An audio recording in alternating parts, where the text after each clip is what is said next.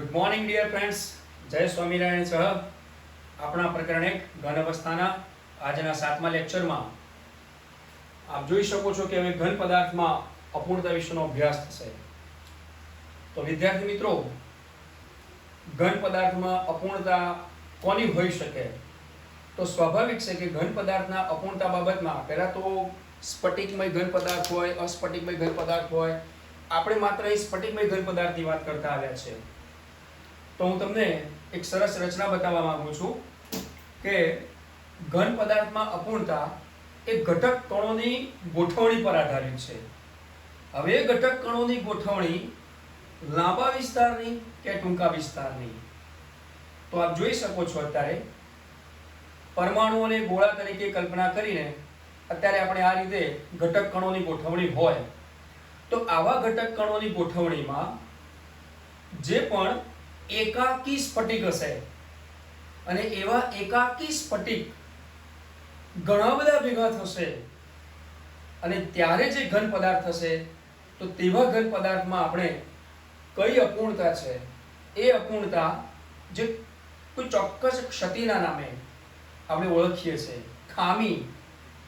તો આવી ક્ષતિઓના પ્રકારનો પણ આજે આપણે અભ્યાસ કરવાનો છે.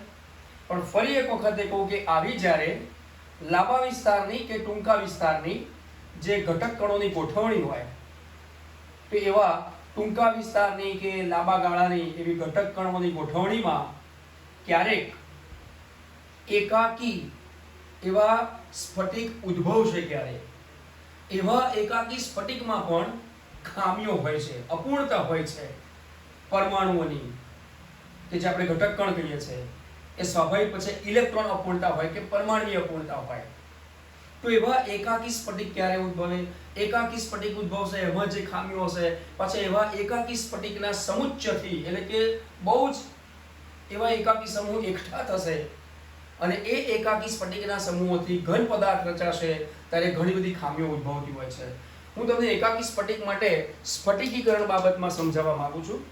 તો મિત્રો, એવા એકાકી સ્ફટિક ક્યારે ઉદ્ભવતા હોય છે? તો સ્વાભાવિક છે કે સ્ફટિકીકરણની ઘટના થાય. તો સ્ફટિકીકરણની એ જે ઘટના થશે ત્યારે સ્ફટિકીકરણની ઘટનામાં ધીમા વેગથી પણ આવી ઘટના થતી હોય છે અને ઝડપી વેગથી પણ થતી હોય છે.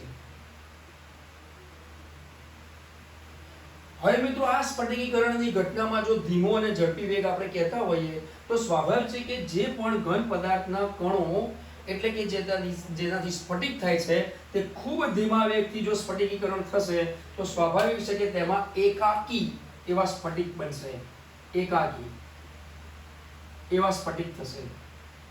અને જો ઝડપી વેગથી આવી સ્ફટિકીકરણની ઘટના થશે તો એવા જે ઘન પદાર્થ પોતે આકૃતિ રચશે. એટલે કે એવા એકાકી જે સ્ફટિકો છે તેમનો સમુચ્ચય ભેગો થશે અને એવો સમુચ્ચય ભેગો થાય તો એવા ઝડપી વેગથી જે પણ એકાકી સમૂહોની સ્ફટિકીકરણની ઘટનાથી ઘન પદાર્થ આકાર લેશે અને એવા ઘન પદાર્થમાં આપણે અપૂર્ણતા વિશેનો અભ્યાસ કરવાનો છે. સો ડિયર ફ્રેન્ડ્સ, એવા ઘન પદાર્થમાં આપણે અપૂર્ણતા એ પરમાણુય અપૂર્ણતા હોઈ શકે છે, ઇલેક્ટ્રોનિક અપૂર્ણતા હોઈ શકે છે, હમણાં મેં કીધું તે પ્રમાણે. તો સ્વાભાવિક છે કે એવા અપૂર્ણતા બાબતમાં ક્ષતિઓ જે ઉદ્ભવશે, દાખલા તરીકે આવી આ સરસ મજાની પરમાણુય ઘટક કણોની ગોઠવણીમાં કોઈ ચોક્કસ પરમાણુ વચ્ચેથી ખસી જશે. અપૂર્ણ આ ઘન પદાર્થમાં અપૂર્ણતા માટે કોઈ ચોક્કસ પરમાણુ જો પોતાનું સ્થાન અહીંયાથી ખસેડી લેશે, હવે કેવી રીતે ખસેડી શકે? તો સ્વાભાવિક છે કે તેને ઉષ્મીય અસર ઉદ્ભવશે. એટલે આવી ઉષ્મીય અસરોને કારણે પરમાણુ પોતાના સ્થાનેથી ચલિત થઈ શકે છે. હવે જો પરમાણુ ચલિત થઈ જાય તો ત્યાં આગળ એક બિંદુ ઉદ્ભવશે, પોઈન્ટ. એટલે એવી આપણે ક્ષતિને કહીએ છીએ બિંદુ ક્ષતિ. પરંતુ આવી લાંબા ગાળાની કે ટૂંકા ગાળાની જે ઘટક કણોની ગોઠવણી હોય, તેમનો ચોક્કસ વિસ્તાર હોય, તો હવે હું તમને આ રીતે બતાવવા માંગુ છું. દાખલા તરીકે આવી ગોઠવણી હોય મિત્રો, અને હમણાં જે કીધું તે પ્રમાણે કદાચ આવી ગોઠવણીમાં આવો પરમાણુ તેના સ્થાનેથી ચલિત ન થાય, પરંતુ એની જે હરોળબદ્ધ ગોઠવણી છે એ હરોળમાંથી આખી હરોળ આ રીતે અહીંયાથી ચાલી જાય તો સ્વાભાવિક છે કે તેને આપણે રેખાક્ષતિ કહીએ છીએ. તો આવી ઘન પદાર્થમાં અપૂર્ણતાની બાબતમાં આપણે ચોક્કસ રીતે કહી શકીએ કે બે પ્રકારની ક્ષતિ ઉદ્ભવશે. નંબર 1 બિંદુ ક્ષતિ, કે જે ચોક્કસ લાંબા ગાળાની કે ટૂંકા વિસ્તારની ગોઠવણીમાં કોઈ એક પરમાણુ પોતાના સ્થાનેથી ચલિત થશે, બિંદુ ઉદ્ભવશે, બિંદુ ક્ષતિ છે. હવે એના ઊંડાણથી આપણે પ્રકાર ભણવાના છે. અને નંબર 2 જે હમણાં કીધું તે પ્રમાણે આખી હરોળ ત્યાંથી પોતાનું સ્થાન ચલિત કરશે ત્યારે એ રેખા ક્ષતિ આપણે કહીશું. મિત્રો, આપણે ધોરણ 12 ના આ પ્રકરણ 1 ના અત્યારે અભ્યાસમાં બિંદુ ક્ષતિ વિશે આપણે ફોકસિંગ કરવાનું છે. સો આપણે પોઈન્ટ એ કે જે ક્ષતિ છે એ બિંદુ ક્ષતિના પ્રકારોને આગળ અભ્યાસ કરીશું. જુઓ મિત્રો, આપણે જે બિંદુ ક્ષતિમાં અને રેખા ક્ષતિમાં વાત કરી એ ખરેખર ક્ષતિના મુખ્ય બે પ્રકારો છે. તો સૌથી પહેલા આપણે લખીશું અહીંયા બિંદુ ક્ષતિ અને બીજી છે રેખા ક્ષતિ. તો બિંદુ ક્ષતિ અને રેખા ક્ષતિ છે શું? તો ખાસ ધ્યાન રાખજો, હમણાં જે રચનાઓ બતાવી પરમાણુઓના ઘટક કણોની, જે લાંબા વિસ્તારના ક્રમની કે ટૂંકા વિસ્તારના ક્રમની, તો બિંદુ ક્ષતિ માટે એટલું કહી શકાય કે સ્ફટિકમય પદાર્થના પરમાણુમાં કે બિંદુની આસપાસ આદર્શ જે પણ ગોઠવણી છે એ આદર્શ ગોઠવણીમાં જ્યારે અનિયમિતતા આવે કે વિચલન થાય ત્યારે આપણે આને બિંદુ ક્ષતિ ઉદ્ભવી છે તેમ કહી શકીએ. મિત્રો, બરાબર છે? હવે રેખા ક્ષતિ ક્યારે? તો મેં તમને કીધું કે આખી હરોળ, ધેટ મીન્સ કે લેટિસ બિંદુઓની સમગ્ર હરોળમાં આદર્શ ગોઠવણી જે હોય, આદર્શ ગોઠવણીમાં અનિયમિતતા ઉદ્ભવે કે વિચલન થાય ત્યારે જે ક્ષતિ ઉદ્ભવે તેને આપણે રેખા ક્ષતિ કહીએ છીએ. એટલે આના માટે આપણે ચોક્કસ શબ્દ વાપરી શકીએ કે આ કોઈ લેટિસ બિંદુની હરોળમાં ઉદ્ભવતી ક્ષતિ છે. હરોળમાં જ્યારે આના માટે આપણે કહીએ તો જે સ્ફટિકમય પદાર્થના પરમાણુની ગોઠવણી હોય એમાં પરમાણુથી કે તેમના બિંદુથી, પરમાણુથી કે બિંદુની આસપાસથી એ ઉદ્ભવતી ક્ષતિ છે, એમાં વિચલન આવે છે. હવે આવી બિંદુ ક્ષતિ અને રેખા ક્ષતિના પ્રકારો છે. પણ મેં હમણાં આગળ કહ્યું ને કે આપણે ધોરણ 12 ના ઘન અવસ્થાના અભ્યાસમાં બિંદુ ક્ષતિની જેટલી ખામીઓ છે, જેટલા પ્રકારો છે તેનો હવે અભ્યાસ કરીશું. તો એમાં વિદ્યાર્થી મિત્રો મુખ્યત્વે જે હવે હું લખું છું તે પ્રમાણેની 3 ક્ષતિઓ આવશે. નો સ્ટાર્ટ. એ 3 ક્ષતિઓમાં સૌથી પહેલી તો છે તત્વયોગમિતીય. બિંદુ ક્ષતિમાં તત્વયોગમિતીય ક્ષતિ. સેકન્ડ પોઈન્ટ જે છે એનો અશુદ્ધિની ક્ષતિ છે. અને ત્રીજો જે છે એ જેમ તત્વયોગમિતીય છે તેવી રીતે તેની આવશે બિન તત્વયોગમિતીય. એ પણ અગત્યનો પ્રકાર છે, બિન તત્વયોગમિતીય ક્ષતિ. હવે આપણને એમ લાગશે કે સાહેબ તત્વયોગમિતીય, બિન તત્વયોગમિતીય તો આપણે ધોરણ 11 થી અભ્યાસ કરતા આવ્યા છે સ્ટોઇકિયોમેટ્રી, એટલે કે જે પરમાણુઓના ખાસ કરીને માસ એટલે કે જે જથ્થા પર આધારિત હોય, તેમની ગણતરીઓ પર આધારિત હોય, જથ્થાની ગણતરી થતી હોય તેને આપણે એને તત્વયોગમિતિ કહીએ છીએ. તો અહીંયા પણ સ્વાભાવિક ઘટક કણો જે છે, ઘટક કણોથી જે સ્ફટિકીકરણની ક્રિયાની વાત કરી હતી કે જે ધીમા વેગથી થતી હશે, એકાકી સ્ફટિક રચાશે. એવા એકાકી સ્ફટિકોનો સમુચ્ચય ભેગો થશે, ઝડપી સ્ફટિકીકરણની પ્રક્રિયા થશે, ઘન પદાર્થ તેનો આકાર ધરાવશે. આવા ઘન પદાર્થની અપૂર્ણતાની અંદર જે ક્ષતિ મહત્વનો ભાગ ભજવે છે, આ ક્ષતિ ધેટ મીન્સ કે એરર એટલે કે જે ખામીઓ ઉદ્ભવે છે, ખૂબ અગત્યનો મુદ્દો છે મિત્રો. કારણ કે આ ક્ષતિઓ ઉદ્ભવે છે એ ક્ષતિની બાબતમાં જે પરમાણુઓ કે ઘટક કણ ચલિત થયા છે ત્યાં તેમના રિક્ત સ્થાનો પર હવે કંઈક ગોઠવણી કરી આપણે ઘનના ગુણધર્મો બદલી શકીએ છીએ, જે નેક્સ્ટ આપણા અભ્યાસમાં આવશે જ. પણ અત્યારે જે અભ્યાસ કરી રહ્યા છે તત્વયોગમિતીય ક્ષતિ, અશુદ્ધિની ક્ષતિ કે બિન તત્વયોગમિતીય ક્ષતિ. હવે એવી તત્વયોગમિતીય ક્ષતિમાં પાછી પ્રકારો પડશે. હવે તત્વયોગમિતીય ક્ષતિમાં આપણા સ્ફટિકમય ઘન પદાર્થોમાં પણ ખાસ ધ્યાન રાખજો મિત્રો, સ્ફટિકમય ઘન પદાર્થોમાં પણ બે પ્રકારો પાડ્યા હતા અને તે બે પ્રકારો આ છે. જો ફ્રેન્ડ્સ એક આયનીય ઘન પદાર્થ અને બીજો છે બિન આયનીય ઘન પદાર્થ. હવે મિત્રો આયનીય ઘન પદાર્થ એટલે આપણને ખબર છે ધન આયન ઋણ આયન વગેરે વગેરેથી બનતા, અને જે બિન આયનીય ઘન પદાર્થ છે પણ આપણને ખબર છે. હવે જ્યારે આયનીય ઘન પદાર્થની આપણે વાત કરીશું, આ બધી જ ખરેખર તો શું છે કે તત્વયોગમિતીય ક્ષતિ એટલે એ ઉષ્મા ગતિકીય ક્ષતિ તરીકે પણ કહી શકાય. શા માટે? કારણ કે કોઈ પણ ઘન પદાર્થને તેના કોઈ નિરપેક્ષ શૂન્ય તાપમાન કરતા ઊંચા તાપમાને ગરમ કરવામાં આવે છે ત્યારે તેમાં ખામીઓ ઉદ્ભવે છે. ઉષ્માગતિ શાસ્ત્રમાં પણ આપણે અભ્યાસ કરીને આવ્યા. અને તેમાં જે અવ્યવસ્થા ઊભી થાય છે, એ જે અવ્યવસ્થા છે એ તત્વયોગમિતિ બાબતમાં કહીશું તો આયનીય અને બિન આયનીય છે. હવે જો બિન આયનીયની વાત કરીશું તો બિન આયનીયમાં વળી પાછી બીજી બે ખામીઓ છે. એક રિક્ત ક્ષતિ છે, જે આપણે એક રિક્ત ક્ષતિ કહીશું. રિક્ત એક ચોક્કસ સ્થાન છે, અને એ જે સ્થાન છે ત્યાંથી તેમનો જે ઘટક કણ કે પરમાણુ એ પોતે ચલિત થઈ ગંધની બહાર નીકળી જાય છે. ગંધની ઘનતામાં ઘટાડો થાય, સ્વાભાવિક છે. અને બીજી જે છે તે આંતરાલીય છે. હવે આ આંતરાલીય એટલે કેવું? આ રિક્ત પર આધારિત જો આનો અભ્યાસ કરવો તો થઈ શકશે. બિન આયનીય એવી તત્વયોગમિતિયનો જે પ્રકાર છે તે બિન આયનીય ઘનમાં રિક્ત ક્ષતિ એટલે કે જે પણ આપણો ઘન છે એ ઘનની જે ઘટક કણોની ગોઠવણી છે સ્ફટિકમય પદાર્થોમાં, તેમાંથી તે કોઈ ઘટક કણ એટલે કે જે પરમાણુ છે તે પોતે ચલિત થઈ ઘનની બહાર નીકળી જાય છે. ત્યાં સ્થાન જ ખાલી છે, એ રિક્ત સ્થાન ખાલી છે, તેનાથી જે ઉદ્ભવતી ખામી છે. અને બીજી જે છે આંતરાલીય, એમાં શું થાય છે કે તેમના આંતરાલમાં તેવો કોઈ ઘટક કણ પ્રસ્થાપિત થાય છે, નવું સ્થાન લેતો હોય છે. એટલે એમાં ઘનની ઘનતામાં કોઈ ફેરફાર થતો નથી. હકીકતમાં ખરેખર આંતરાલમાં હોય એક એક્સ્ટ્રા એવો કોઈ એવો ઘટક કણ કે જે પરમાણુ છે તો ઉપરથી ઘનની ઘનતામાં વધારો કરી શકાય. તો મિત્રો આ જે આપણે બિન આયનીય અત્યારે આપણી ક્ષતિની વાત કરી કે જે તત્વયોગમિતીય ક્ષતિનો એક પ્રકાર બિન આયનીય, તેમાં રિક્ત ક્ષતિ અને આંતરાલીય ક્ષતિ. એવી રીતે આયનીય ઘન પદાર્થમાં વળી પાછી બીજી બે ક્ષતિઓ છે, અને એ કઈ તો વૈજ્ઞાનિકોના નામ પર આધારિત છે. અને હું ચોક્કસ અહીંયા હાઇલાઇટ કરીને તમને કહેવા માંગુ છું કે આયનીય ઘન પદાર્થોમાં તત્વયોગમિતિમાં એક ફ્રેન્કલ ક્ષતિ છે અને બીજી છે શોર્ટકી. આ બંને વૈજ્ઞાનિકોના નામ છે મિત્રો. આનો પણ આપણે ઊંડાણભર્યો અભ્યાસ કરવો છે.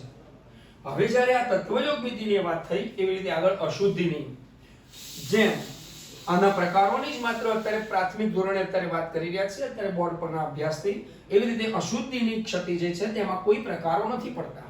પણ હા, બિન તત્વયોગમિતિયમાં પાછા આપણે બે પ્રકારો નહીં પરંતુ કઈ રીતે ક્ષતિ ઉદ્ભવે છે, કોના કારણે ઉદ્ભવે છે એની ચોક્કસ વાત કરીશું. એની વાતમાં આપણે એમ કહી શકીએ કે બિન તત્વયોગમિતિયમાં પાછા બે આ રીતે પ્રકારો પડશે. એક ધાતુ વધારો ક્ષતિ,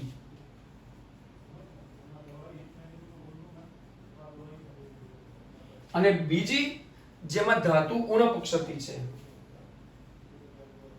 ધાતુ ઉણપ ક્ષતિ એ બિન તત્વયોગમિતિમાં છે. કેમ?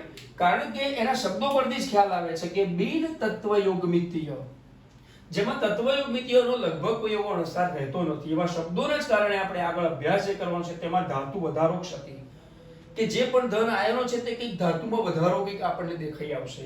અને એવી રીતે ધાતુ ઉણપ ક્ષતિ, જે ખરેખર ઇલેક્ટ્રોનના ચલનના કારણે પણ આપણે કહી શકીએ એવા બિન તત્વયોગમિતીય ક્ષતિમાં ધાતુ વધારો ક્ષતિ અને ધાતુ ઉણપ ક્ષતિ. હવે આ તમામ ક્ષતિઓમાં જો આપણે ગણતરી કરીએ મિત્રો તો ખરેખર જુઓ, સૌથી પહેલું ઘન પદાર્થમાં અપૂર્ણતા, એમાંથી જે ઉદ્ભવતી ક્ષતિઓ છે જેમાં બિંદુ ક્ષતિ અને રેખા ક્ષતિ. બિંદુ ક્ષતિ જે પરમાણુ કે ત્યાંથી જે બિંદુ ઉદ્ભવે છે તે ક્ષતિ છે. એ બિંદુ ક્ષતિ માટે તત્વયોગમિતીય ક્ષતિ, અશુદ્ધિની ક્ષતિ અને બિન તત્વયોગમિતીય ક્ષતિ. હવે આપણે જે આગળ અભ્યાસ કરવાનો છે તેમાં બિન આયનીય ઘન પદાર્થોની, આયનીય ઘન પદાર્થોની આ તમામ પ્રકારો છે. બે જે આયનીય ઘન પદાર્થ માટે વૈજ્ઞાનિકોના નામ પર આધારિત છે, અને બિન આયનીય જે રિક્ત અથવા તો આંતરાલીય ક્ષતિ. અશુદ્ધિની ક્ષતિમાં આવો બીજો કોઈ પ્રકાર પડતો હોય એવું નથી, પરંતુ બિન તત્વયોગમિતીય ક્ષતિની અંદર આપણે ચોક્કસ બે પ્રકાર કહી શક્યા કે ધાતુ વધારો ક્ષતિ અને ધાતુ ઉણપ ક્ષતિ. હવે વિદ્યાર્થી મિત્રો, આ તમામે તમામની ક્ષતિમાં ચોક્કસ આકૃતિઓ દ્વારા આપણે અભ્યાસ કરવો છે. મિત્રો, આ આકૃતિઓનો અભ્યાસ આપણે મળી ગયેલા આપના પાઠ્યપુસ્તકોમાં પ્રકરણ નંબર 1 ના મુદ્દા નંબર 1.9 થી શરૂઆત થાય છે. એટલે હું ચોક્કસપણે આગ્રહ રાખીશ અને આશા પણ રાખું છું કે આપણા આ ઓનલાઈન એજ્યુકેશનના આ માધ્યમથી આપની પાસે પાઠ્યપુસ્તક પણ રાખો, ઉપરાંત હવે આવી ક્ષતિઓને આપને આપવામાં આવતા સ્ટડી મટીરીયલ જે PDF દ્વારા, એ સ્ટડી મટીરીયલનું જ પેપર પ્રિન્ટથી હું તમને દોરેલી આકૃતિ સહિત સમજાવવા માંગુ છું. એટલે આપણી પાસે 3 પ્રકારની માહિતી ભેગી થશે. નંબર 1, અત્યારે ચાલતું આ ઓનલાઈન એજ્યુકેશન, જેનાથી કોન્સેપ્ટ ક્લિયર થશે. નંબર 2, આ ઓનલાઈન એજ્યુકેશન માટે જે તમને PDF દ્વારા જે સ્ટડી મટીરીયલ પ્રોવાઈડ કરીશું, એ PDF તમને જે આપવાની છે જે સ્ટડી મટીરીયલમાં, એ જ પેપર પ્રિન્ટથી આના આકારો સહિત તેનો ઊંડાણભર્યો અભ્યાસ કરાવીશું. અને સાથે સાથે આપણું ગુજરાત રાજ્ય પાઠ્યપુસ્તક મંડળનું પાઠ્યપુસ્તક તો છે જ. તો આવો ચાલો ત્યારે આપણે તમામ ક્ષતિઓને પેપર પ્રિન્ટ પરથી અભ્યાસ કરીશું. જો મિત્રો, આપણે બોર્ડ પર જે અભ્યાસ કર્યો ઘન પદાર્થમાં અપૂર્ણતા, આપણા પાઠ્યપુસ્તકમાં 1.9 નંબરનો મુદ્દો છે, જે આપને પેજ નંબર 24, 25 અને 26 થી અભ્યાસ થશે. આપ અત્યારે અભ્યાસ પણ કરી શકો છો. એ વાક્ય રચનાનો ઉપયોગ કરી આપે પરીક્ષાલક્ષી તૈયારી પણ કરવાની છે. વાક્યોને બોર્ડ પર અભ્યાસ કરો છો એટલે ફરીથી દોહરાવતા નથી, પરંતુ આવી જે ક્ષતિ છે એ ક્ષતિને બિંદુ ક્ષતિ અને રેખા ક્ષતિ એમ 2 પ્રકારની ક્ષતિઓથી હવે આગળ કેટલા પ્રકારો પડે છે તેનો પણ અભ્યાસ કરાવ્યો. જેમાંની બિંદુ ક્ષતિ જે છે એ બિંદુ ક્ષતિમાં નીચે જો આપણે ઉતરીએ તો એવા બિંદુ ક્ષતિમાં આપણે આટલા પ્રકારો પાડી શકીશું કે જે તત્વયોગમિતીય ક્ષતિ છે. જ્યારે રેખા ક્ષતિમાં આપણે આગળ બહોળો અભ્યાસ કરવો રહ્યો નથી. જ્યારે બિંદુ ક્ષતિમાં આપણા અભ્યાસક્રમને આધારે તત્વયોગમિતીય ક્ષતિ જે આંતર કે ઉષ્માગતિકીય ક્ષતિ તરીકે ઓળખાશે. ત્યારબાદ અશુદ્ધિ ક્ષતિ, બિન તત્વયોગમિતીય ક્ષતિ. ડિયર ફ્રેન્ડ્સ, આવા તત્વયોગમિતીય ક્ષતિમાં બિન આયનીય ઘન હોય કે આયનીય ઘન હોય તો તેમાં ઉદ્ભવતી તત્વયોગમિતીય ક્ષતિઓ આ પ્રકારથી ઓળખાશે કે બિન આયનીય ઘનમાં તત્વયોગમિતીય ક્ષતિઓ એ આ 2 પ્રકારેથી ઉદ્ભવતી હોય છે. એટલે કે રિક્ત ક્ષતિ કે આંતરાલીય ક્ષતિ એ બિન આયનીય ઘનમાં ઉદ્ભવતી તત્વયોગમિતીય ક્ષતિ છે. જો MCQ કદાચ આપણને ટ્વિસ્ટ કરીને પૂછવો હોય તો આ પરથી પૂછી શકાય કે રિક્ત ક્ષતિ કે આંતરાલીય ક્ષતિ એ બિન આયનીય ઘનમાં ઉદ્ભવતી તત્વયોગમિતીય ક્ષતિ કે જે બિંદુ ક્ષતિનો એક પ્રકાર છે. તો બિંદુ ક્ષતિનો એક તત્વયોગમિતીય ક્ષતિનો પ્રકાર કે જે બિન આયનીય ઘનમાં ઉદ્ભવતી હોય તે રિક્ત ક્ષતિ અને આંતરાલીય ક્ષતિ છે. આવી જ રીતે આ પણ ચર્ચા કરી શકાય કે ફ્રેન્કલ ક્ષતિ અને શોર્ટકી ક્ષતિ જે બંને વૈજ્ઞાનિકોના નામ પર આધારિત આયનીય ઘનમાં ઉદ્ભવતી તત્વયોગમિતીય ક્ષતિ છે. અશુદ્ધિની ક્ષતિમાં આપણે એવા કોઈ પ્રકારો પાડીને વાત નથી કરવાની, કારણ કે કોઈ પણ એવા ઘનમાં જે સોડિયમ, ક્લોરીન એટલે કે Na+, Cl- વગેરે તે તેમના ઘનમાં હશે તો તેમાંથી કોઈ સોડિયમ તેમના પોતાના 2 સ્થાન છોડીને જતા રહેશે અને સ્ટ્રોન્શિયમ +2 આવા પ્રકારનો જ્યારે કોઈ ધન આયન તેમાં સ્થાન લેશે ત્યારે ચોક્કસ કહી શકાય કે તે વિસ્થાપનીય ક્ષતિ એટલે કે અશુદ્ધિની પણ ક્ષતિ કહી શકાય. બિન તત્વયોગમિતીય ક્ષતિ કે જે બિંદુ ક્ષતિનો એક પ્રકાર છે. આવી બિન તત્વયોગમિતીય ક્ષતિમાં ધાતુ વધારો ક્ષતિ અને ધાતુ ઉણપ ક્ષતિ આ બંને પ્રકારની ક્ષતિનો અભ્યાસ કરવાનો છે. હવે મિત્રો, આવી જે ક્ષતિનો અભ્યાસ આપણે કરવો છે તો તે અભ્યાસમાં આપણે આ પેપર પરથી જોઈ શકીએ છીએ કે આ ક્ષતિઓ કયા પ્રકારે પરમાણુઓની એટલે કે જે ઘટક કણોની કે જે પછી આયનો હશે તેની ગોઠવણી છે. જો દોસ્તો, તત્વયોગમિતીય ક્ષતિમાં જે આપણે કીધું કે રિક્ત ક્ષતિ અને આંતરાલીય ક્ષતિ કે જે બિન આયનીય ઘનમાં ઉદ્ભવે છે. આપણે કોઈ સ્ફટિકની વિચારણા કરીએ તો આ તમામ પ્રકારના આ પરમાણુઓની ગોઠવણી હશે, તો તમામ પ્રકારના પરમાણુઓની ચોક્કસ ગોઠવણીમાં વચ્ચેથી ક્યાંકથી આ પોતે પોતાનું સ્થાન હોતું જ નથી, ખાલી જગ્યા હોય છે, એટલે કે રિક્ત સ્થાન હોય છે.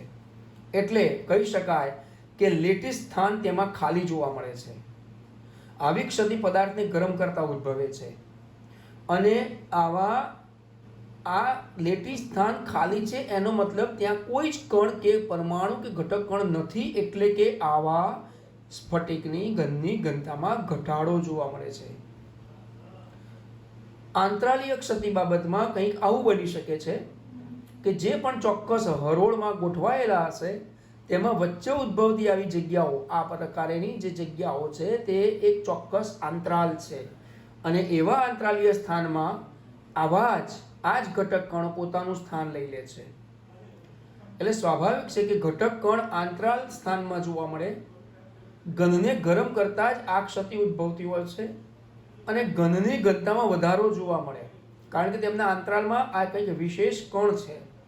તેવી બિન આયનીય ઘનની ક્ષતિનો અભ્યાસ બાદ હવે આપણે આયનીય ઘનમાં કયા પ્રકારની ક્ષતિઓ ઉદ્ભવે છે આવો તેનો અભ્યાસ કરીએ. ફ્રેન્કલ ક્ષતિ વૈજ્ઞાનિકના નામ પર આધારિત છે. મિત્રો, NaCl, AgCl, AgBr, AgI, ZnS વગેરે જેવા જે આયનીય પદાર્થો છે, તો દરેક આયનીય પદાર્થમાં ચોક્કસ બસ ફ્રેન્કલ જ ખામી ઉદ્ભવશે એવું નથી. તો ક્યારે ઉદ્ભવે? તો સ્વાભાવિક છે કે ફ્રેન્કલ વૈજ્ઞાનિકના અભ્યાસ પરથી એવા ઘન સ્ફટિકમાં કે જેમણે તેમના સવર્ગાંક પર અભ્યાસ કર્યો અને ચોક્કસપણે માહિતી આપણને આપી છે કે આયનોના કદ વચ્ચે જ્યારે મોટો તફાવત હોય, એટલે કે સ્વાભાવિક કે કોઈ એક ચોક્કસ Na+ છે, બરાબર? હવે એવા જે Na+ હોય અને એની સાથેનો Cl- હોય, દાખલા તરીકે આપણે કહીએ છીએ અત્યારે કે ભાઈ આ Na+ છે, આ Cl- છે. આપ જોઈ શકો છો કે ધન આયન કરતા ઋણ આયન કદમાં મોટા છે. હવે આ Na+ કરતા Cl- તો કદમાં મોટો છે, પણ આ જ Cl- જો CS+ સાથે સંકળાયેલો હોય તો સ્વાભાવિક છે કે જુઓ Na+ કરતા CS+ નું કદ મોટું છે, એટલે તેમની ક્લોઝપેક રચનાઓમાં બદલાવ આવશે. ભલે બંને પોતે આયનિક ઘન પદાર્થ છે, આનાથી થતો પદાર્થ CsCl હશે તો આનાથી થતો પદાર્થ NaCl છે. આ બંને આવી રીતના પદાર્થોનો અભ્યાસ હોવા છતાં બંને પણ ચોક્કસ અષ્ટફલકીય રચના ધરાવતા હોવા છતાં બંને AB પ્રકારના, એટલે કે એક ધન આયન ઋણ આયન, એક ધન આયન ઋણ આયન, સંખ્યા પ્રમાણે જો આપણે વાત કરીએ તો તેમના સંયોજનનું સૂત્ર AB પ્રકારનું હોવા છતાં પણ બંને સમઘન છે. બંને એક ચોક્કસ પ્રકારની ક્યુબિક ક્લોઝપેક રચનામાં, પરંતુ બંનેના સવર્ગાંક અલગ અલગ છે. એટલે ફ્રેન્કલ નામના વૈજ્ઞાનિકના કહેવા પ્રમાણે એવું છે કે આયનોના કદ વચ્ચે મોટો તફાવત હોય, એટલે કે Cl- અને Na+ ની વાત કરીએ તો ઋણ આયનો કરતા ધન આયનના કદમાં બહુ જ મોટો તફાવત છે. એટલે કે વધુ નાનો આયન, તો સ્વાભાવિક છે કે વધુ નાનામાં નાનો આયન એ ધન આયન હોઈ શકે, તો વધુ નાનો આયન એ આંતરાલમાં સ્થાન લે છે. એટલે સ્વાભાવિક છે કે આ આકૃતિમાં બતાવ્યા પ્રમાણે ઋણ આયનોના કદ મોટા છે, વચ્ચે વચ્ચે ધન આયનો છે તેમના કદ નાના છે, અને વધુમાં વધુ નાનો એ ધન આયન આવા આંતરાલમાં પોતાનું સ્થાન લે. અત્યારે આકૃતિમાં અહીં બતાવ્યું છે, પણ એ ગમે તે ક્યાંક પણ એવા અંતરાલમાં સ્થાન લઈ શકે છે.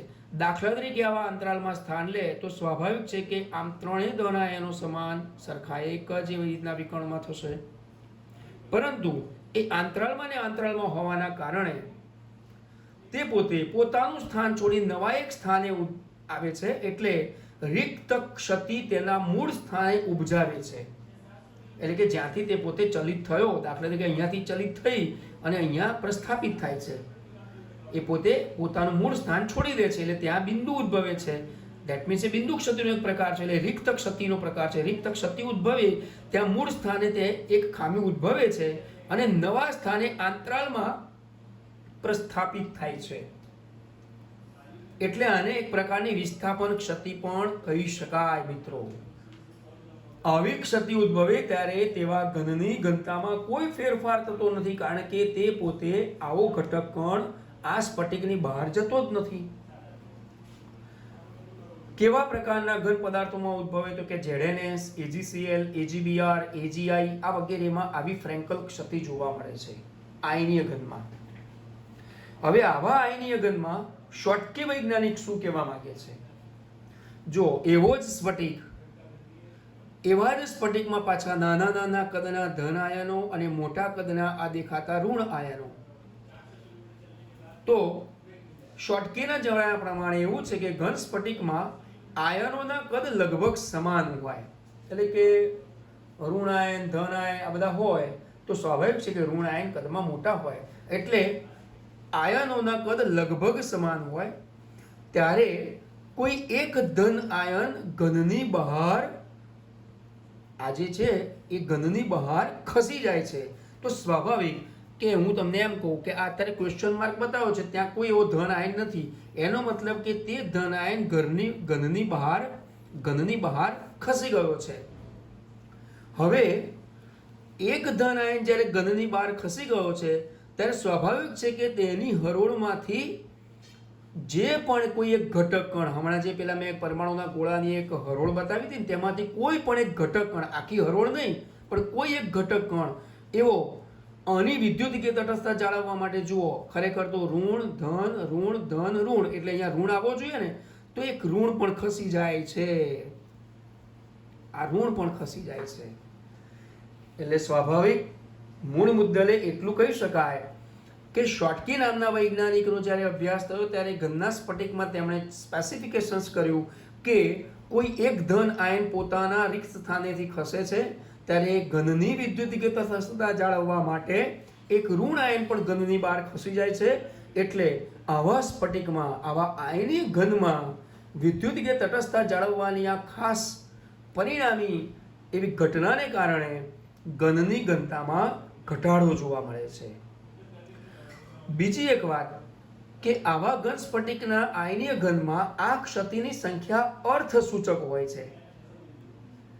ઘનની ઘનતામાં ઘટાડો થાય તો એવી ઘનની ઘનતામાં ઘટાડો થતાની સાથે તે રિક્ત ક્ષતિ તો ઉદ્ભવે છે. હવે એમના માટે એક ઉદાહરણ આપવું હોય કે આ ક્ષતિ ક્યારે કેટલા આયનો વચ્ચે કેટલી આયનોની સંખ્યા પછી ઉદ્ભવતી હોય છે, તો એક સ્પેસિફિક આપણે ઉદાહરણ આપીએ. ચાલો, દાખલા તરીકે એક ઘન સેન્ટીમીટર ક્યુબ, એવા એક ઘન સેન્ટીમીટર ક્યુબ NaCl નો આપણે એક સ્ફટિક લીધો છે.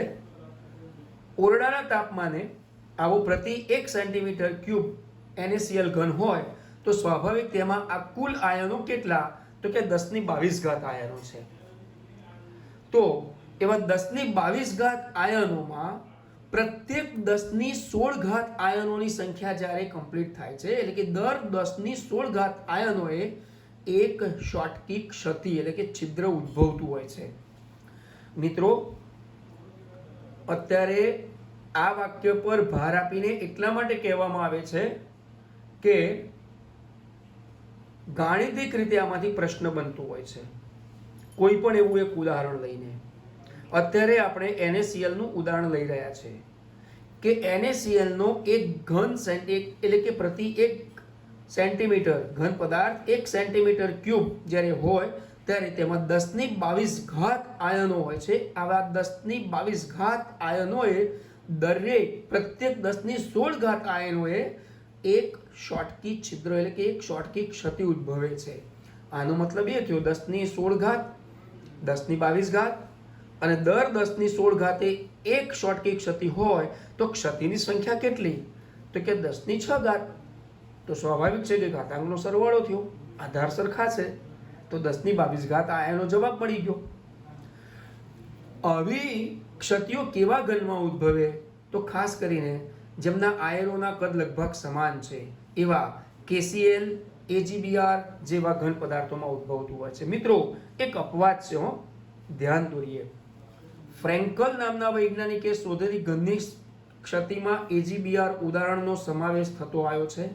શોટકી નામના વૈજ્ઞાનિકે અભ્યાસ કરતાની સાથે એમનામાં પણ AgBr એ ઉદ્ભવી આવેલો અત્યારે એક ઘન પદાર્થ છે. તો એમ કહી શકાય કે નીચેનામાંથી એવો કયો ઘન સ્ફટિક છે જેમાં ફ્રેન્કલ અને શોટકી બંને ક્ષતિ જોવા મળે છે? તો મિત્રો જવાબ થશે AgBr. મિત્રો આ તો થઈ આપણી બિંદુ ક્ષતિમાં બિન આયનીય અને આયનીય ઘનની ક્ષતિઓ. હવે આપણે આવી જે ક્ષતિ છે તેમાં અશુદ્ધિની ક્ષતિ અને ધાતુ વધારો ક્ષતિનો અભ્યાસ કરીશું. તો અત્યારે હાલ આ સ્ટડી મટીરિયલ પેપર પ્રિન્ટમાં જે છેલ્લી પ્રિન્ટ અશુદ્ધિ ક્ષતિનો આપણે અભ્યાસ કરી રહ્યા છે. અશુદ્ધિની ક્ષતિ માટે કહી શકે કે આપણી પાસે એક ચોક્કસ ઘન સ્ફટિક છે જેમાં ધન આયન ઋણાયન ધન આયન ઋણાયન. અત્યારે આપણે NaCl નું ઉદાહરણ લયું છે. NaCl ના ઉદાહરણમાં પ્રત્યેક Na+Cl- Na+Cl- Na+Cl- એ જ રીતે હરોળમાં એમની ચોક્કસ જે ગોઠવણી છે, આવી ઘન સ્ફટિકની ગોઠવણીમાં ખરેખર એવો એક ઘન છે કે જેમાં NaCl પીગલિત હોય અને એમાં કંઈક અંશે SrCl2 રહેલું હોય, એટલે કે સ્ટ્રોન્શિયમ ક્લોરાઇડ. અને જો તેનું સ્ફટિકીકરણ કરવામાં આવે, આપણે આજના લેક્ચરની શરૂઆતમાં કીધું કે સ્ફટિકીકરણની ક્રિયા એટલે કે પ્રક્રિયા ધીમા વેગથી અને ઝડપી વેગથી થતી હોય છે. અહીં પીગલિત NaCl-માં SrCl2 ઉમેરેલું હોય તો સ્વાભાવિક છે કે SrCl2માંના Sr+2 ના કારણે પેલા Na+ જે છે તે પોતે કોઈ પણ એક એવા રિક્ત સ્થાનેથી ખસી જશે. એમાંનો એક Na+ ઘનના સ્ફટિકમાંથી બહાર જતો રહેશે, જે અહીંયા અત્યારે હું લાલ કલરથી તમને ફોકસિંગ કરી રહ્યો છું કે આ ખાલી પડેલું સ્થાન છે જે Na+ હોવો જોઈએ ત્યાંથી તે પોતે ખસી ગયો છે. અને બીજો કોઈક એવો Na+ ખસીને જાય છે, પરંતુ એ Na+ ખસીને જાય છે તો ખરેખર તો એવા સ્થાને આપણે Sr+2 જો અહીંયાથી Na+ ખસ્યો, આ બધા ધન આયનો Na+ તરીકે ગણતરી કરી છે. આ બધા Cl- તો આપણે લખી શકીએ છીએ, મોટો અત્યારે ગોળો બતાવ્યો એટલે, પણ નાના નાના ગોળાઓમાં દરેકમાં Na+ લખી શકાતું નહોતું, એટલે આ ઓળખાણ આપી છે કે આ Na+ છે બધા. હવે જે બે Na+ ખસ્યા છે પીગલિત NaCl-માં SrCl+2 એટલે કે SrCl2 રહેલું હોય અને એનું સ્ફટિકીકરણ થાય ત્યારે બંને સ્થાનોએથી Na+ ખસ્યા તો એક Na+ ના સ્થાને Sr+2 પોતાનું સ્થાન લે છે અને એક Na+ ખરેખર ખાલી પડેલ સ્થાન છે. તો આનો મતલબ એ થયો કે 1+2 આવે છે તો કોઈ પણ 2+ એટલે કે પોઝિટિવ ધન આયનો જે કહેવાય આપણા +1 વાળા એ પોતે વિચલિત થાય છે. એટલે Na+ ના સ્થાન પર 2 Sr+2 જેમાં એક Na+ ને ફેરબદલી કરી અને એક Na+ ને સ્થાને Sr+2 સ્થાન લે છે, જ્યારે બીજું Na+ સ્થાન ખાલી રહેતું હોય છે. એટલે સ્વાભાવિક છે કે તેમાં અશુદ્ધિ ઉદ્ભવી છે, Sr+2 પણ છે, Na+ એક ઓછો થઈ ગયો છે. આવી ઉત્પન્ન થયેલી ધનાયનીય રિક્ત સ્થાનો કે જે Sr+2 આયનની સંખ્યા જેટલા જ હોય છે, જે ઉત્પન્ન થયેલા ધનાયનીય રિક્ત સ્થાનો હશે ને જે એ Sr+2 આયનની સંખ્યા જેટલા હશે. હવે આવી ક્ષતિ કેવા પદાર્થોમાં ઉદ્ભવી શકે? તો પ્રાયોગિક પરિણામોને આધારે આપણે કહી શકીએ કે કેડમિયમ ક્લોરાઇડ, સિલ્વર ક્લોરાઇડ એટલે કે CdCl2 અને AgCl પદાર્થોમાં ઉદ્ભવે છે. વિદ્યાર્થી મિત્રો, આપણી આ ક્ષતિના અભ્યાસને આગળ ચાલુ રાખતા ફરી પાછું આપણી પહેલી પેપર પ્રિન્ટ બતાવવા માંગુ. જુઓ, અશુદ્ધિની ક્ષતિનો અભ્યાસ કર્યા પછી હવે આવશે આપણે બિન તત્વયોગમિતીય ક્ષતિ. આ બિન તત્વયોગમિતીય ક્ષતિમાં બે ક્ષતિઓ આપણે અભ્યાસ કરવાનો છે, ધાતુ વધારો ક્ષતિ અને ધાતુ ઉણપ ક્ષતિ. જુઓ, આવા ધાતુ વધારો ક્ષતિ એમાં વળી પાછી બે પ્રકારે થશે. બિન તત્વયોગમિતીયની વાત કરીએ તો એવી બિન તત્વયોગમિતીય ક્ષતિમાં ધાતુ વધારો ક્ષતિ, ધાતુનો વધારો થાય છે તેવું કહેવા માંગીએ તો એક એનાયનને કારણે પણ હોય, અથવા તો આવો ધાતુ વધારો ઉણપ હોય ધાતુનો વધારો, પણ એ ધાતુના વધારાની ઉણપ હોય તો એ ધન આયનને કારણે હોય. જો અહીંયા એવી આકૃતિથી બતાવવા આપણે પ્રયાસ કરીએ છીએ. એવો એક ઘન સ્ફટિક છે. ઋણ ધન ઋણ ધન ઋણ ધન ઋણ ઋણ ધન ઋણ ધન ઋણ, આ પ્રમાણે ચોક્કસ ગોઠવણી હતી. પરંતુ તમે અહીંયા જોઈ શકો છો કે અહીંયા આ એક બિંદુ એવું છે કે ધન આયન ઋણાયન ધન આયન, અહીં ખરેખર ઋણાયન હોવો જોઈએ મોટા કદનો, પરંતુ ત્યાંથી તે પોતે ચલિત થયો છે. કોણ? તો કે ઋણાયન એટલે કે એન આયન. તો એવા એન આયનના કારણે જે ચલિત થયો, તો સ્વાભાવિક છે કે ત્યાં જે ઇલેક્ટ્રોન છે એ ઇલેક્ટ્રોન હવે Na માંથી Na પ્લસ બનતા ગુમાવાતા ઇલેક્ટ્રોનથી જે બન્યો છે, એટલે આ ઇલેક્ટ્રોન સ્ફટિકમાં પ્રસરી જઈ અને એનાયનનું સ્થાન લીધું છે. જોયું ને? અને આવું જ્યારે તે પોતે સ્થાન લે તો સ્વાભાવિક છે કે તેમાં જે પણ Na પ્લસ હોય તે પોતે ઇલેક્ટ્રોન એડપ્ટિંગ કરી અને તે પોતે Na માં પોતે પરિણમે છે, એટલે ધાતુમાં વધારો થાય છે. અને આવો ધાતુ જ્યારે Na પરમાણુ સ્ફટિકની સપાટી પર જમા થાય છે ત્યારે તે પોતાનો કંઈક રંગ માટે જવાબદાર છે. તમે જોઈ શકો કે ક્યારેક આવા NaCl પદાર્થ હવાની હાજરીમાં આછો પીળો રંગ ધારણ કરે છે. તે તેના માટેનું રંગીન કેન્દ્ર જવાબદાર છે અને એના માટે એને ફેર્વેન્ઝાઇટસ તરીકે ઓળખતા હોઈએ છીએ. આપણી પાઠ્યપુસ્તકમાં તેનું એક લેટિન નામ પણ આપેલું છે, જે આપણે કહી શકીએ કે એફ કેન્દ્ર તેને કહેવામાં આવે છે, જેનું નામ જર્મન લેટિન શબ્દ, જેને આપણે જર્મન શબ્દ કહીશું ફર્બેન્ઝેન્ટર. હવે જે ફર્બેન્ઝેન્ટર કે જે રંગીન કેન્દ્ર માટે જવાબદાર છે, એટલે તેને આપણે એફ કેન્દ્ર પણ કહી શકીશું, જે જર્મન શબ્દ છે. મિત્રો, આ એનાયનને કારણે થયું છે. હવે જ્યારે આપણે ધાતુ વધારો ક્ષતિમાં ધનાયનને કારણે થતી હોય તો કેવી રીતે હોય છે, એના માટે એક ઉદાહરણ લીધું છે આપણે Zn. જુઓ, ઝિંક ઓક્સાઇડ જે ખરેખર સફેદ કલરનો પદાર્થ છે, તેને ગરમ કરતા તેમાંથી ઇલેક્ટ્રોન મુક્ત થશે, ઉપરાંત તે ઓક્સિજન જે છૂટો પડે છે, એટલે આ Zn જે સફેદ રંગનો ઘન પદાર્થ હતો તેમાંથી તે પોતે Zn+2 થઈ જાય છે. આનો મતલબ એ થયો કે ધનાયનને કારણે તેનો રંગ બદલાશે, પીળા રંગમાં ફેરવાશે. અને આ જે Zn+2 આંતરાલીય સ્થાન તરફ ખસે છે. આંતરાલીય સ્થાન તરફ જ્યારે Zn2+ ખસશે ત્યારે ઇલેક્ટ્રોન નજીકના આંતરીય સ્થાન તરફ ખસશે, કારણ કે આ ઇલેક્ટ્રોન જે અત્યારે મુક્ત થયા છે, જેમ કે Zn+2 જે છે એ આંતરાલીય સ્થાન તરફ ખસે, તો ઇલેક્ટ્રોન ક્યાં જાય? તો આવા ઇલેક્ટ્રોન એ નજીકના આંતરાલીય સ્થાન તરફ ખસશે અને તેના કારણે જે વિચલન જોવા મળશે, જે ક્ષતિ અવ્યવસ્થા જોવા મળશે, એને આપણે ધાતુ વધારો ઉણપની ક્ષતિ કહી શકીશું. કોના કારણે થાય છે? તો આવો ધાતુ વધારો ઉણપની ક્ષતિ કે જે આંતરાલીય સ્થાનો પરના વધારાના ધન આયનને કારણે થાય છે, એટલે આપણે ટૂંકમાં ધન આયનને કારણે લખ્યું છે. હવે વિદ્યાર્થી મિત્રો, વળી પાછી જો હું તમને પેપર પ્રિન્ટ પહેલી બતાવી હતી કે જેમાં આપણે વાત કરી હતી કે બિનતત્વ યોગમિતીય ક્ષતિમાં જોઈ શકો છો આપ, બિનતત્વ યોગમિતીય ધાતુ વધારો ક્ષતિના બે પ્રકારો અત્યારે ભણ્યા, એનાયનને કારણે ઉદ્ભવે અને કેટાયન એટલે કે ધન આયનને કારણે. એન્ડ લાસ્ટ ધાતુ ઉણપ ક્ષતિ. ધાતુ ઉણપ ક્ષતિ એ શું કહેવા માંગે છે?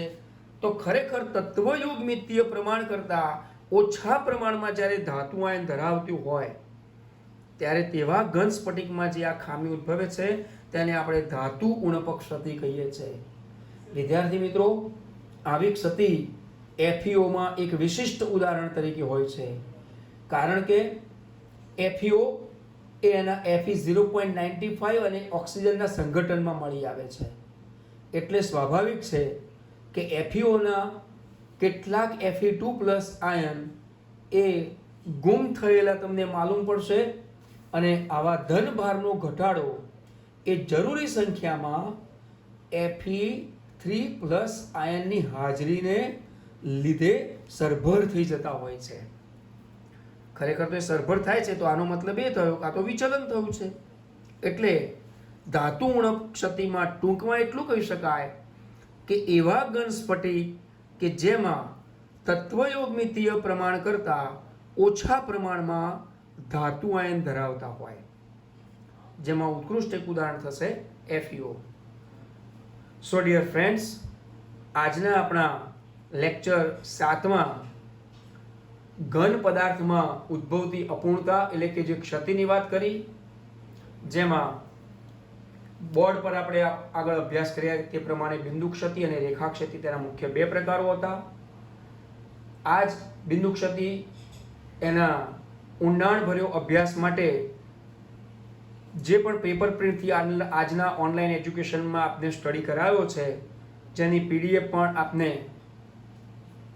ઉપલબ્ધ થશે અને આશા રાખીએ છીએ કે આવા સ્ટડી મટીરિયલથી તેમજ પાઠ્યપુસ્તકનો બહોળો ઉપયોગ કરી અભ્યાસ કરશો તો સ્વાભાવિક છે કે સાથે સાથે આપવામાં આવતી પ્રશ્નોત્તરીના તમે જવાબો અચૂક આપી શકશો. હવે મિત્રો, આવતા તાસમાં ફરી મળીશું વિદ્યુત વાહકતાના ગુણધર્મને આધારે ઘન પદાર્થનું વર્ગીકરણમાં. નમસ્કાર.